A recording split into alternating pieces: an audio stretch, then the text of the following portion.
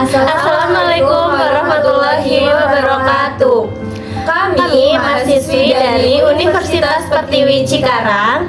Perkenalkan, nama saya Era Setianingsih. Saya Naila Latifah Zahra. Saya Seli Mutia Nurifani. Kami di sini akan menjelaskan tentang paragraf deskripsi. Jadi simak sampai akhir ya. Jadi, penjelasan yang pertama dari paragraf deskripsi yaitu adalah pengertian. Pengertian dari paragraf deskripsi adalah sebuah tulisan atau karangan yang menggambarkan suatu objek berdasarkan hasil pengamatan, perasaan, dan pengalaman penulisnya. Makna singkat agar mudah diingat, deskripsi dapat diartikan dengan penggambaran suatu hal. Apa yang digambarkan? Yang digambarkan adalah objek yang telah atau pernah dilihat dan diamati penulis, seperti misalnya pantai, atau ruang kelas, atau keadaan alam seperti gunung, dan lain-lain. Paragraf ini biasanya berisi kalimat yang memaparkan sebuah objek agar pembaca mendapat kesan seolah-olah dapat melihat, mendengar, dan merasakan objek tersebut. Lalu, dalam paragraf deskripsi itu pasti ada ciri-cirinya. Apa sih ciri-ciri dari paragraf deskripsi itu? Selanjutnya yaitu ciri-ciri dari paragraf deskripsi. Yang pertama ada menggambarkan atau melukiskan sesuatu. Yang kedua, topik yang berupa objek atau benda digambarkan sejelas-jelasnya dengan melibatkan kesan indera seperti indera penglihatan, pendengaran, penciuman, dan lain-lainnya. Yang ketiga, mampu membuat pembaca atau pendengar merasakan sendiri atau mengalami sendiri dengan seolah-olah mereka terbawa dalam suasana saat membacanya. Yang keempat, banyak ditemukan kata-kata sifat di dalamnya, serta kata-kata yang digunakan merupakan kata-kata yang lumrah, yaitu menggunakan bahasa yang sering digunakan dalam kehidupan sehari-hari. Yang kelima, menggunakan frasa kata benda, contohnya seperti beliau adalah seorang kepala negara yang rendah hati. Dan yang keenam, mengandung kata keterangan yang bertujuan untuk memberikan informasi tambahan mengenai suatu objek, contohnya seperti pasar, kantin, rumah, dan lain-lainnya. Yang ketujuh ada menggunakan beberapa bahasa kiasan seperti perumpamaan dan metafora.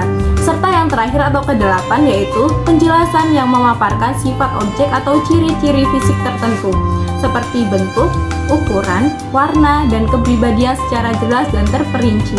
Selanjutnya yaitu ada jenis-jenis paragraf deskripsi. Apa sih jenis-jenisnya? Jenis-jenis paragraf deskripsi. Secara umum, paragraf deskripsi dibedakan atas 3 macam, yaitu paragraf deskripsi spasial, yaitu paragraf yang melukiskan ruang atau tempat berlangsungnya suatu peristiwa. 2. Paragraf deskripsi objektif, yaitu paragraf yang menggambarkan suatu hal atau orang dengan mengungkapkan identitasnya secara apa adanya, sehingga pembaca dapat membayangkan keadaannya. Dan yang ketiga, paragraf deskripsi subjektif. Paragraf ini menggambarkan objek seperti tafsiran atau kesan perasaan si penulis.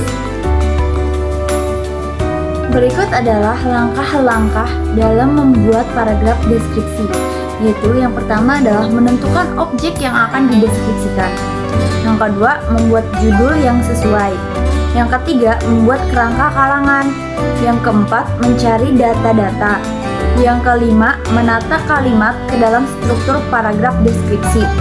Yang keenam, menulis secara rinci objek yang akan dibahas. Yang ketujuh, menggunakan variasi kata yang menarik. Terakhir, kami akan mengambil contoh dari paragraf deskripsi tentang Gunung Lawu. Gunung Lawu merupakan salah satu gunung tertinggi di Pulau Jawa dengan ketinggian 3.265 mdpl. Gunung ini mengapit 2 provinsi dengan 3 kabupaten, yaitu Provinsi Jawa Tengah dengan Kabupaten Karanganyar dan Provinsi Jawa Timur dengan Kabupaten Ngawi serta Magetan. Status Gunung Lawu sendiri adalah gunung api pasif yang artinya Gunung Lawu saat ini sedang istirahat. Walaupun begitu, Gunung Lawu merupakan salah satu gunung yang menjadi favorit para pendaki yang dikarenakan pemandangan yang sangat mengagumkan, serta jalur pendakian yang tidak terlalu sulit untuk diakses.